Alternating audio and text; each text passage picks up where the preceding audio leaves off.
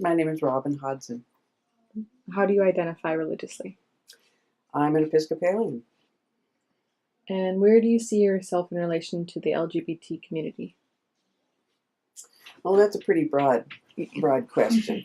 I think that the LGBT community up here is rather small and insular, to tell you the truth.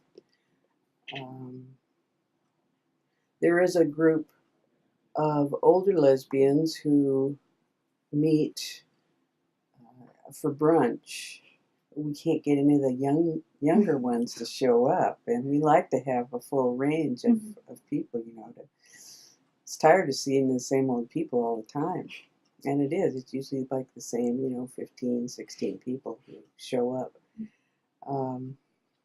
I don't know. I was really happy to see that the gays got together and put together the Sisters of Perpetual Indulgence. Oh, yeah. I love to see them dressed up. I think they're gorgeous, and it's fun and it's wonderful. And about the only time I see them is when we're doing the parade, the Gay Day parade. Oh, yeah. And of course, St. Albans, where I go to church, participates in that every year because we're a welcoming church, and we welcome people of all transgendered, gay, lesbian. What are your affiliations with HSU? My affiliations with HSU are I did take an upper division computer class, and it was a study of the routers and connections that go through. I've studied computers on my own, and I wanted to get something more academic in there, and it was an interesting class. The other thing that I've done, of course, I've attended some of the plays and musical events that have happened on campus. And about the only other than having friends that attend HSU, young friends and older friends too who are going back to college, I was a member of the the HSU choir for a number of years. What have your experiences been as someone who is part of the LGBT community while also being religious, and what kind of problems have you encountered? Well, let me put it this way. It's easier to come out to a Christian friend as a lesbian than it is to come out to a lesbian as a Christian. There's just a lot of pushback against Christianity, and understandably so. The church has not always been welcoming or open to the gay, lesbian, transgender community. Not only have they not been open, but they have been actively destructive towards the lifestyle and condemning. And so it's perfectly understandable that people, and even now, it just seems like Christianity is just sort of passé or something. There's not many young people who are interested in any kind of organized religion, much less specific communities like the LGBT community. Well, okay, so again, a lot of prejudice against Christianity in the LGBT community. So I usually just keep it to myself, and when I get to know somebody a little better or it comes pertinent, I'll bring it up. I'm not trying to recruit anybody to Christianity because that would be how shall I put it? It just doesn't work. No. It just doesn't work. If they see something in you that they like and respect, they may ask, or they may want to get to know me better, and vice versa with somebody else. And when we start to talk in a deeper level, then I'll share my Christianity and my faith and my beliefs, because I didn't really want to be a Christian either. I really, really didn't. I chased Tibetan Buddhism. I was very attracted to that. Mm-hmm. And I chased shamanism. But when it came down to it,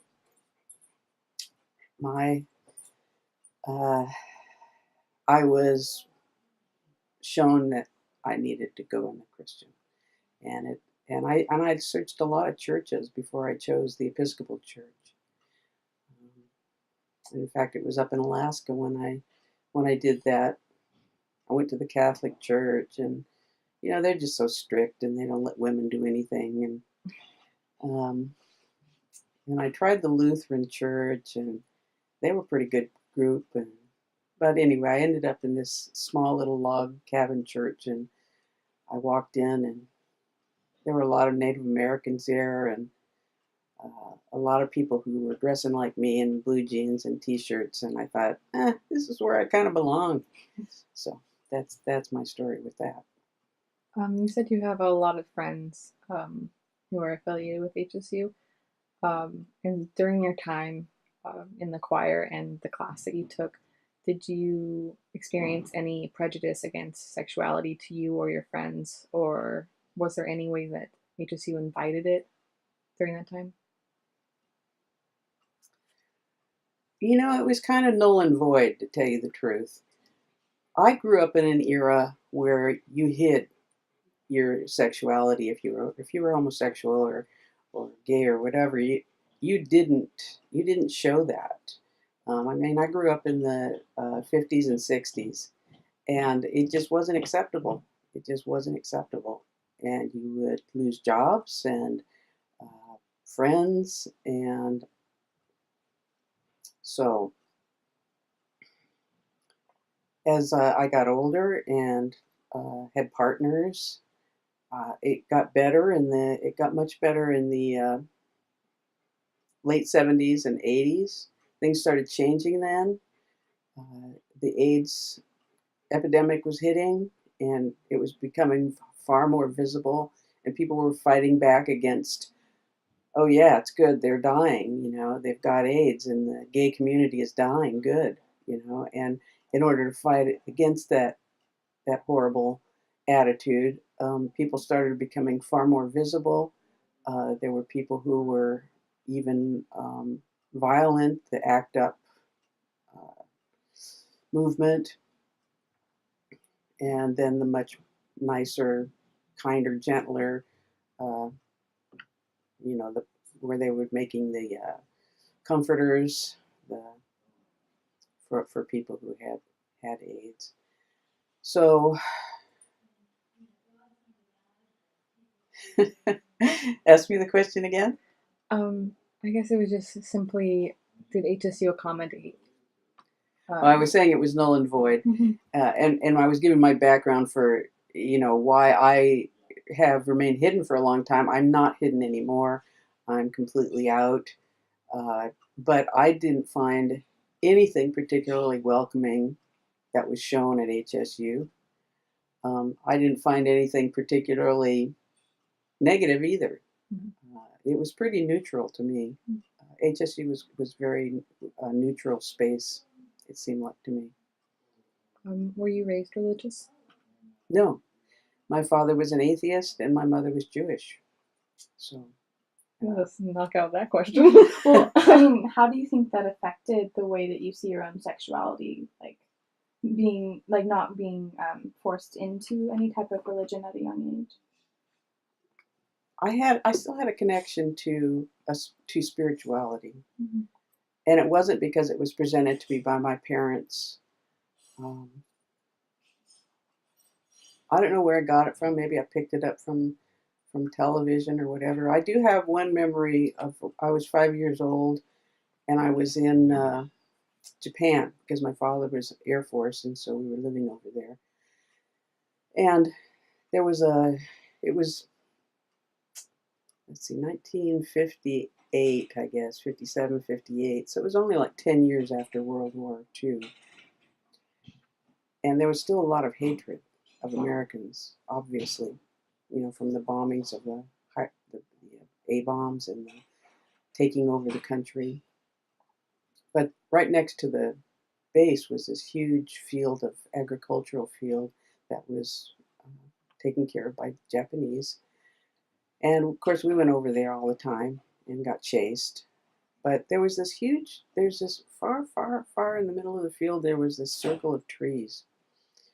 And it made me curious. I was 5 years old, and it just made me curious. In the middle of this huge, open, flat, rich soil was this circle of trees. So it was dangerous, but I wanted to go see what it was. So I went out there, and what it was it was this beautiful circle of trees, and once you scooted between the trees, it was all like a pavered, and in the middle was a little pond, and there was a Buddha, and they had little benches, stone benches around, and I sat down on it, and just this tremendous feeling of peace and well-being came over me. So as a child, I did have spiritual experiences like that, but not religious ones. Mm-hmm. What about this? Because that kind of ties in. The second part of the question. Oh, yeah. When did you realize that you were queer? Gosh, it took me a long time for reasons that I don't really want to go into in this particular interview. Mm-hmm. But I would tell you that my first encounter was probably when I was 18 or 19, when I first realized that might be something for me. And you said you came out later on in life. Mm-hmm. What year was that? Like, how long did it take, do you think? Oh, I think I was in my late 20s. That was towards the end of the 70s. I graduated in 1970 from high school at 18. So it was probably, 10 years later when I started being more relaxed with who I was and more out. And were you still considerably secluded in your sexuality during that time, or was it just like flying colors right off the bat? No, it wasn't flying colors. There was this great, at the time I was in Fresno, and there was this great gay disco, and, it was the time of disco, and it was great. We'd all go and drink and dance, and it was a ton of fun. So I didn't really have, the friends that we had were all straight, really, my partner and I. We didn't really seek out, but we didn't really push, the community away. We just didn't seek it out. We're busy people. And would you say that the community on campus today has considerably improved in terms of acceptance and intersectional acceptance as well, not just queerness, but race, class, gender, from what you've seen? Well, most universities tend to be more liberal than the surrounding community anywhere in the United States, unless you're maybe in Texas or something. And that's, I don't mean to put down Texas or anything. It's just, that's the way it is. Conservative. The colleges there tend to be more conservative, and they're not very accepting even now of the gay and lesbian lifestyle. But on the whole, I think colleges tend to be a more liberal place. I never felt like there was a problem or threatened since I've been here since '98 at HSU. But again,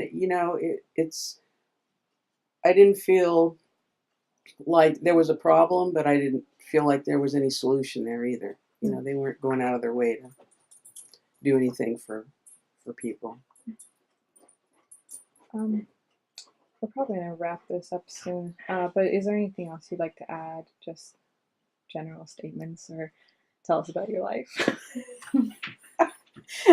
That's so broad. Well, I kind of have a question. Like, do you think that, I know you said you didn't necessarily want to go into reasons for not coming out, but on a broad term, I guess, do you think that your religious beliefs had any effect on No. that at all? No. None Okay. whatsoever. I'll tell you after. Okay. I was just It's not wondering. appropriate Yeah. Yeah. for this. Mm-hmm.